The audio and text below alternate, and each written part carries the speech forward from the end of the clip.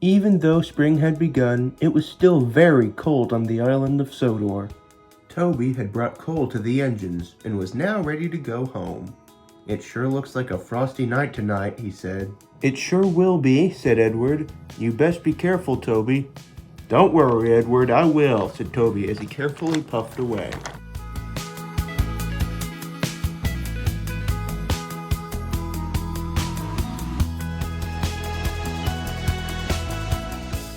Toby had reached Rosie and Emily's shed when he just couldn't go any further. It was dark and the rails were very slippery.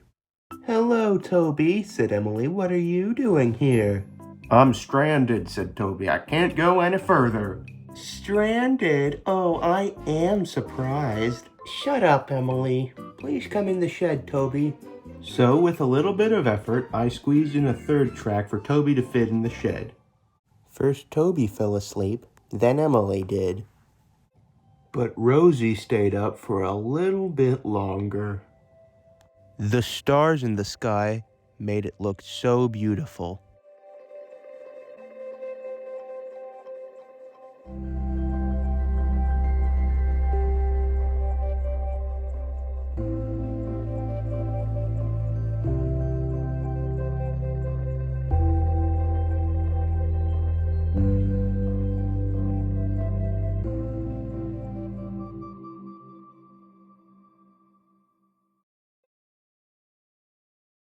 The next morning, Toby was ready to go home. "Thanks for letting me stay at the shed, girls." "You're welcome, Toby." "Chuff safely."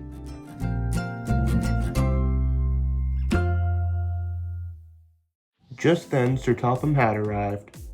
Emily," he said, "could you please take me to Titmouth Sheds? My car wouldn't start because of the cold." "Oh, yes, sir." "And Rosie," he continued, "you must shunt the train Henry will be taking to the mainland." "Yes, sir." Rosie set to work immediately. Thomas was at the goods yard with Annie and Clarabelle. "Hello, Rosie," he said. "Are you shunting Henry's train?" "Yes, I am. I'm very familiar with these trucks." "That's good, Rosie. But may I ask why the flour train is going to the mainland?" I have no idea." Annie and Clarabelle knew the answer, but they didn't want to butt in on Thomas and Rosie's conversation. Just then, the guard's whistle blew. It was time for Thomas to go. "I'll see you later, Rosie." "Goodbye, Thomas."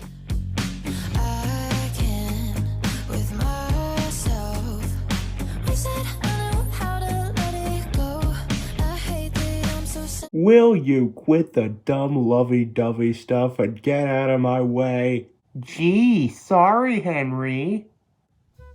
Little did Rosie or Henry know that an intruder was about to hitch a ride on the train. "With this free ride, I'll get to the mainland in no time."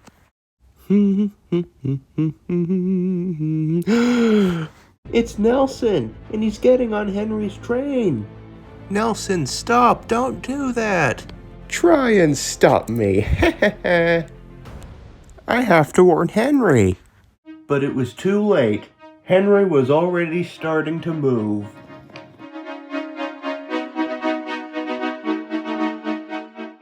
"Come on, Percy. We have a train to catch.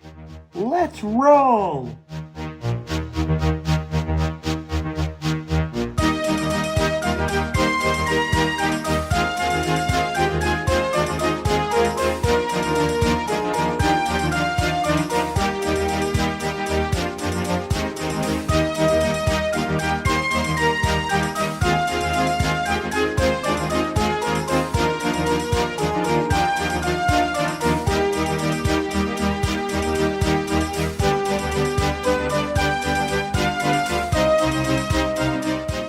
The border between Sodor and the mainland came into view, and Henry whooshed past.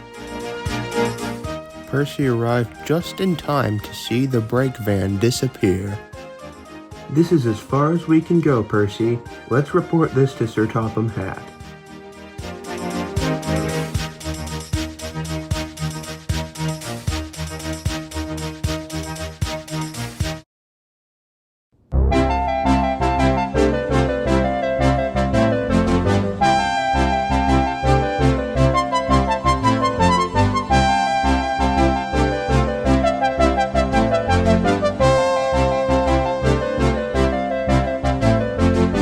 Once the train stopped, Nelson got out and started looking around. That was fun. Much cheaper than any old passenger train. I should hitchhike more often. That one's perfect. Hey, you, diesel shunter. I'm gonna steal you and take you as my own. But I have work to do, and you're not even authorized to be in this yard. Shut up and do what I tell you, or else. Or else what? I don't know, I'll think of something. But in the meantime, I'm gonna be your new driver. I'll name you Nelson Jr. I have a name, you know. Shut up!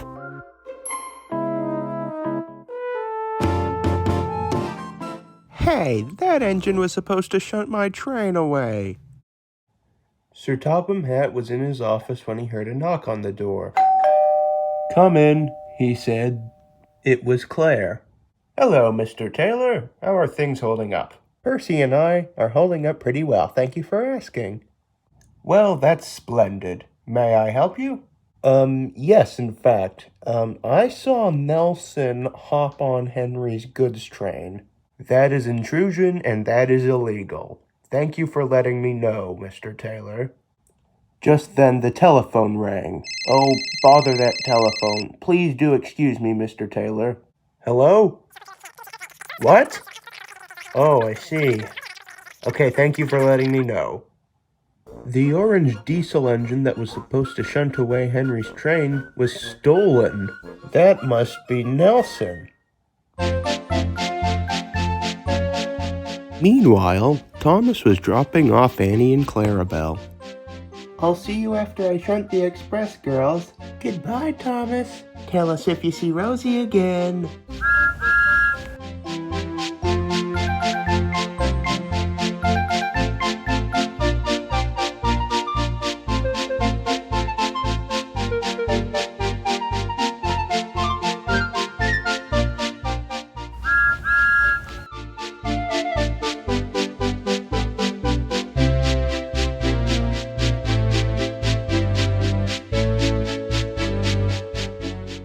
Annie and Clarabelle dozed off as they waited for Thomas to come back.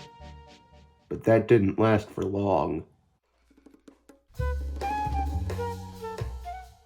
Do you see what I see, Nelson Jr.? Well, that depends. What do you see? Look what's in front of you, you idiot. An opportunity. But you can't steal coaches. There's no one here to stop me.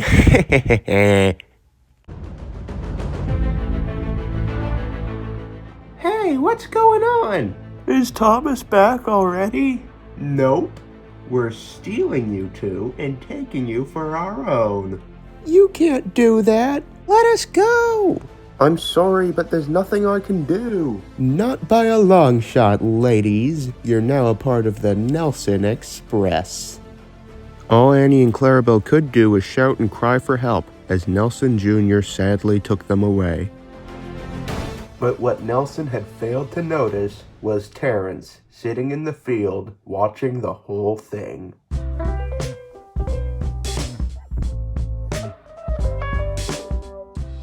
Rosie was exhausted when she arrived at the yards. Someone's been keeping busy. I have been working all day. Whew. You're doing good by proving you're really useful. Thanks, Emily. The two were very surprised to see Henry back down with the flower train. What are you doing here so soon, Henry? The engine who was supposed to shunt my train abandoned the job, so I just had to take the flower train home myself. Well, maybe that's a good thing. You do need the exercise. I get plenty of exercise. Well, you don't get enough of it. Yes, I do. No, you don't, Henry. Yes, I do. Hey, has anyone seen Annie and Clarabelle? I'm sorry, Thomas, but I haven't. I haven't either. Have you, Henry? Don't look at me.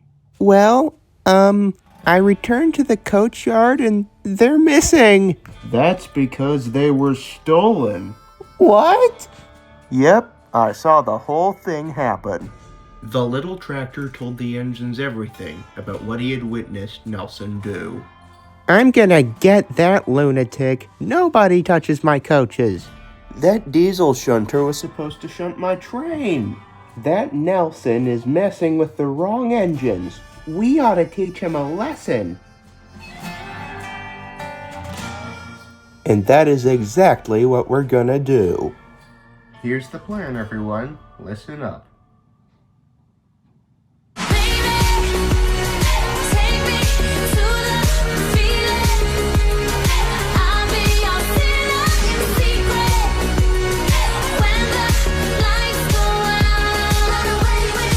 Oh, I am very sorry, ma'am.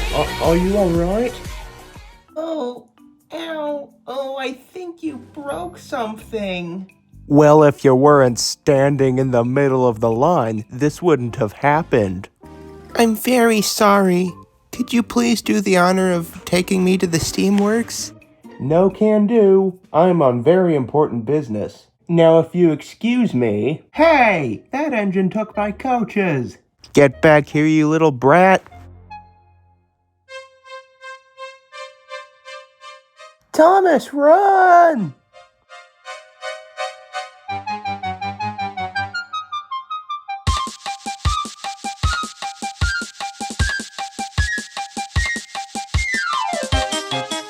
Nelson chased Thomas along the main line. You give me my coaches back now. They're not yours. They don't belong to you. Nelson, stop this. Shut up and keep going.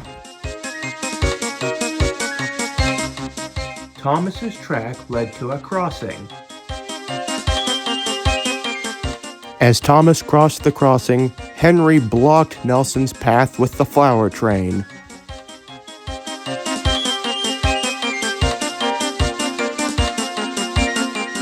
Son of a...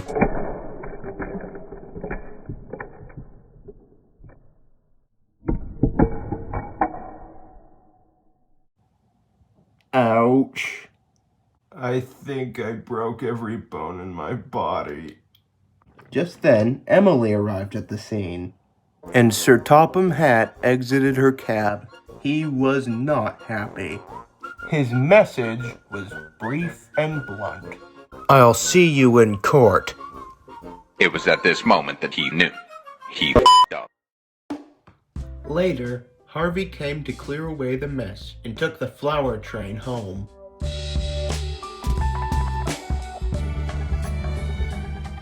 Nelson was taken away by the police. Though I do not approve of purposely crashing engines, said Sir Topham Hatt, I am very impressed with your plan, Mr. Taylor. Thank you, sir. Just doing my thing. I'm glad Nelson Jr. got to go home, said Rosie. It must have been no fun being stolen. Annie and Clarabelle thanks everybody for their heroism, said Thomas. And now it's time for us to go home like Nelson Jr., said Henry. Later that day, Henry told all the engines what had happened. They were astonished. Wow, Henry, said Edward. I knew you were going to have a busy day today, but nothing like that. That Nelson sounds like nothing but a menace. I'm glad he got his just dues. I hear it's going to be some clear skies tonight. I know what Rosie and Emily are going to be doing.